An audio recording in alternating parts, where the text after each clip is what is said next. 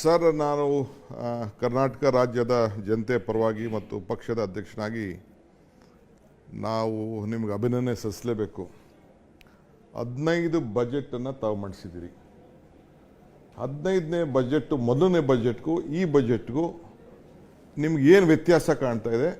ನಿಮಗೆ ಯಾವ ರೀತಿ ಈ ನೊಂದ ಜನರ ಬೆಂದ ಜನರ ಬದುಕಿನಲ್ಲಿ ಬದಲಾವಣೆ ಮಾಡಬೇಕು ಅಂತ ಏನು ಅಚಲ ನಿರ್ಧಾರ ಇದೆಯಲ್ಲ, ಇದು ಸ್ಫೂರ್ತಿ ಏನು? ಮಹಾತ್ಮ ಗಾಂಧೀಜಿಯವರು ಹೇಳದಂತೆ ಜನರ ಕಷ್ಟಗಳನ್ನು ನಿವಾರಣೆ ಮಾಡ್ತಕ್ಕಂಥದ್ದು ಭಾಳ ಮುಖ್ಯ. ಬಜೆಟ್ ಮೂಲಕ ಜನರ ಕಣ್ಣೀರು ಒರೆಸ್ತಕ್ಕಂಥದ್ದು ಭಾಳ ಮುಖ್ಯ. ನಾನು ಹಿಂದೆ 94-95ರಲ್ಲಿ ಮೊದಲನೇ ಬಾರಿಗೆ ಹಣಕಾಸಿನ ಮಂತ್ರಿಯಾಗಿದ್ದೆ. ಆಗ ಆತಂಕ ಇತ್ತು ನನಗೆ. ಯಾಕಂದರೆ ನಾನು ಅರ್ಥಶಾಸ್ತ್ರಜ್ಞ ಅಲ್ಲ. ನನಗೆ ಬಜೆಟ್ ಅರ್ಥಮಂತ್ರಿ ಮಾಡಿಬಿಟ್ಟಿದ್ದಾರೆ.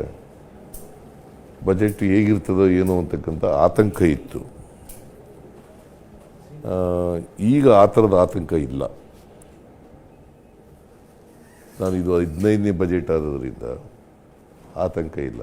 ಬಟ್ ಬಜೆಟ್ ಮೂಲಕ ಪ್ರಾಮಾಣಿಕವಾಗಿ ಈ ನಾಡಿನ ಸಮಸ್ಯೆಗಳು, ಜನರ ಭಾವನೆಗಳು, ಜನರ ಕಷ್ಟ ಅವರಿಗೆ ಸ್ಪಂದಿಸ್ತಕ್ಕಂಥ ಕೆಲಸ ಬಜೆಟ್ ಮಾಡಬೇಕು.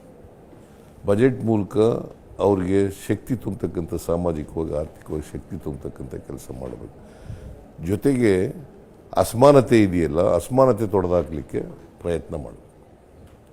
ಸೊ ಇದು ನನಗೆ ಅವತ್ತಿನಿಂದಲೂ ಕೂಡ ಇದೆ, ಈಗಲೂ ಕೂಡ ಇದೆ.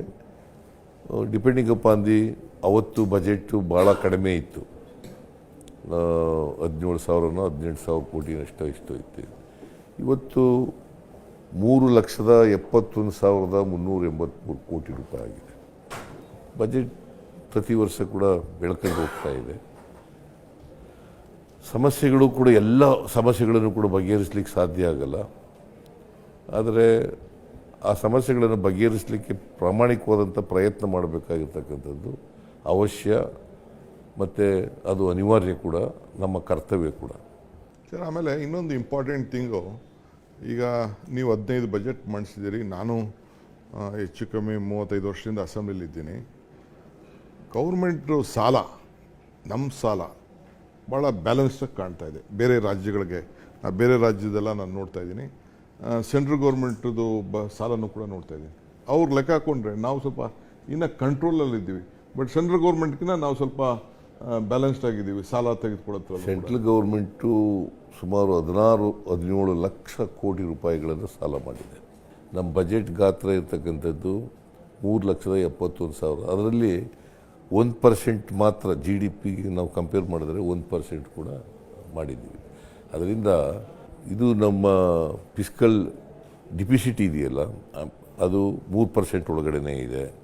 ಮತ್ತು ಸಾಲ ಮಾಡಿರ್ತಕ್ಕಂಥದ್ದು ಕೂಡ GDPಯ 25% ಒಳಗಡೆನೇ ಇದೆ. ಸೊ ಹಾಗಾಗಿ ನಾವು ಈ ಫಿಸ್ಕಲ್ ರೆಸ್ಪಾನ್ಸಿಬಿಲಿಟಿ ಆ್ಯಕ್ಟ್ 2002 ಇದೆಯಲ್ಲ, ಅದ್ರ ಒಳಗಡೆನೇ ಇದೆ. ಸ್ವಲ್ಪ ರೆವಿನ್ಯೂ ಡಿಫಿಸಿಟ್ಟು ಆಗಿದೆ. ಅದನ್ನು ಮುಂದಿನ ವರ್ಷಗಳಲ್ಲಿ ವಿಕಾಸ ಖರ್ಚುಗಳು ಜಾಸ್ತಿ ಆದದ್ರಿಂದ ಅದು ಆಗಲಿಕ್ಕೆ ಆಗ್ತದೆ.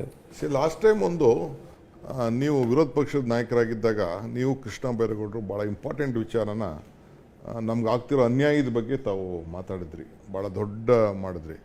Bommai being A chief minister, ಅವ್ರದ್ದು ಡಬಲ್ ಇಂಜಿನ್ ಗೌರ್ಮೆಂಟು, ಅವರು ಕೂಡ ಅದನ್ನು ಒಪ್ಕೊಂಡ್ರು. ಇಲ್ಲ, ನಾವೆಲ್ಲ ಸೇರಿ ಒಟ್ಟಿಗೆ ನಾವು ಫೈಟ್ ಮಾಡಬೇಕು, ನಮ್ಮ ರಾಜ್ಯಕ್ಕೆ ಅನ್ಯಾಯ ಆಗಿದೆ, ನಮ್ಮ ಹತ್ರ ತೆಗೆದುಕೊಳ್ಳೋಕೆ ನೋಡ್ತಾ ಇದ್ದಾರೆ ಹೊರತು ನಮಗೆ ಕೊಡೋದು ನೋಡ್ತಾ ಇಲ್ಲ ಅನ್ನೋ ಇದಿತ್ತು.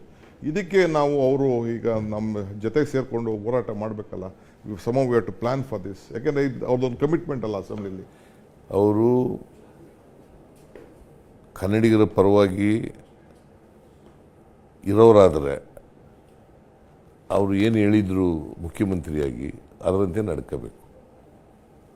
ಏನಾಗಿದೆ, ಅವರು ನರೇಂದ್ರ ಮೋದಿಯವರು, ಅಮಿತ್ ಶಾ ಅವರು ಮತ್ತು ನಿರ್ಮಲಾ ಸೀತಾರಾಮನ್ ಅವರು ಸುಳ್ಳು ಹೇಳ್ತಾ ಇದ್ದಾರೆ. ಇವರು ಅವ್ರ ದಾರಿನಲ್ಲೇ ಸುಳ್ಳು ಹೇಳಲಿಕ್ಕೆ ಪ್ರಾರಂಭ ಮಾಡಿದ್ದಾರೆ. ಸತ್ಯ ಏನು ಅಂತಂದರೆ, ಅವರಿಗೆ ಸತ್ಯದ ಈ ಕರ್ನಾಟಕ ಆಗಿರ್ತಕ್ಕಂಥ ಅನ್ಯಾಯದ ಬಗ್ಗೆ ಅವರಿಗೆ ಅರಿವಾಗಿದೆ. ಅರಿವಾದರಿಂದಲೇ ಆ ಥರದ ಸ್ಟೇಟ್ಮೆಂಟನ್ನು ಕೊಟ್ಟಿದ್ದದು. ಈಗ ಅವರು ಯಾರು ಸುಳ್ಳು ಹೇಳಿದ್ದಾರೆ, ಅವರು ಕೇಂದ್ರದ ನಾಯಕರುಗಳು, ಇವರು ಸುಳ್ಳು ಹೇಳೋಕ್ಕೆ ಪ್ರಾರಂಭ ಮಾಡಿದ್ದಾರೆ. That is the difference. Mister ಇವರೇ, ಪ್ರಿಯಾಂಕ್, ಈಗ ನೀವು ಕಲ್ಯಾಣ ಕರ್ನಾಟಕ ರೀಜನ್ ಅವರು ನೋಡಿ, SC/ST ಟ್ರೈಬಲ್ ಪ್ಲ್ಯಾನ್ಗೆ ಬಹುಶಃ ನೀವು ಬೇರೆ ಸ್ಟೇಟ್ಸ್ ಎಲ್ಲ ನೋಡಿದಿರಿ. ನಾವು 39,000 ಕೋಟಿ ಈ ವರ್ಷ ಮುಖ್ಯಮಂತ್ರಿಗಳು ಇಟ್ಟಿದ್ದಾರೆ. ನಿಮ್ಗೇನು ಅನಿಸ್ತಾ ಇದೆ ಇದನ್ನು ನೋಡಿ? ಈ ಬಜೆಟ್ಟು 3,71,000 ಕೋಟಿ, 39,000 crores SC/TSPಗೆ ಈ ದುಡ್ಡು ಇಟ್ಟಿದ್ದಾರೆ. What do you feel as a leader of that region or region of that section? ಏನು ಅನಿಸ್ತಾ ಇದೆ ನಿಮಗೆ? ಸರ್, ಈಗ ನಮ್ಮ ಹೋದ ಸರ್ಕಾರದಲ್ಲಿ ಮಾನ್ಯ ಮುಖ್ಯಮಂತ್ರಿಗಳು ಮೊದಲನೇ ಬಾರಿ ಆದಾಗ ಈ ಆ್ಯಕ್ಟನ್ನು ಜಾರಿಗೆ ತಂದಿದ್ದು. ಈ ಆ್ಯಕ್ಟನ್ನು ಜಾರಿಗೆ ತಂದ ಮೇಲೆ ನಮ್ಮ SC/ST ಜನಾಂಗದಲ್ಲಿ ಸಾಕಷ್ಟು ಕ್ರಾಂತಿಕಾರಿಯಾದಂಥ ಬದಲಾವಣೆಗಳಾಗಿವೆ. ಅದು ಯಾರೂ ಡಿನೈ ಮಾಡಲಿಕ್ಕೆ ಆಗೋದಿಲ್ಲ. ನೀವು ಬೇರೆ ಮಟ್ಟಿಂದ ನೋಡೋಕ್ಕೆ ಹೋದರೆ ಎಜುಕೇಷನ್ ಅಂದರೆ ಹಾಸ್ಟೆಲ್ಸ್ಗಳಿಂದ ಹಿಡ್ಕೊಂಡು ನೀವತ್ತು ಉನ್ನತ ಶಿಕ್ಷಣಕ್ಕೆ ನೀವು ಅಬ್ರಾಡಿಗೆ ಕಳಿಸ್ತಾ ಇದ್ದೀವಿ ನಮ್ಮ SC/ST ಹುಡುಗರಿಗೆ, ಯುವಕರಿಗೆ, ಯುವತಿಯರಿಗೆ ಶಿಕ್ಷಣ ಕೊಡ್ತಾ ಇದ್ದೀವಿ, ಉದ್ಯೋಗದಲ್ಲಿ ಅವಕಾಶ ಕೊಡ್ತಾ ಇದ್ದೀವಿ. SC/ST ಕಾಲನಿಗಳನ್ನು ಡೆವಲಪ್ ಮಾಡ್ತಾ ಇದ್ದೀವಿ, ತಾಂಡಗಳನ್ನು ಡೆವಲಪ್ ಮಾಡ್ತಾ ಇದ್ದೀವಿ, ತಾಂಡಗಳನ್ನು ರೆವಿನ್ಯೂ ವಿಲೇಜ್ಗಳನ್ನು ಮಾಡ್ತಾ ಇದ್ದೀವಿ. ಸರ್, ಪ್ರೊಕ್ಯೂರ್ಮೆಂಟ್ನಲ್ಲಿ ಮೀಸಲಾತಿ ಕೊಟ್ಟಿದ್ದೀವಿ ಸರ್ ಕಾಂಟ್ರಾಕ್ಟರ್ಸಿಗೆ. ಸೊ ಎಲ್ಲದರಲ್ಲೂ ಕೂಡ ಏನು ಇದು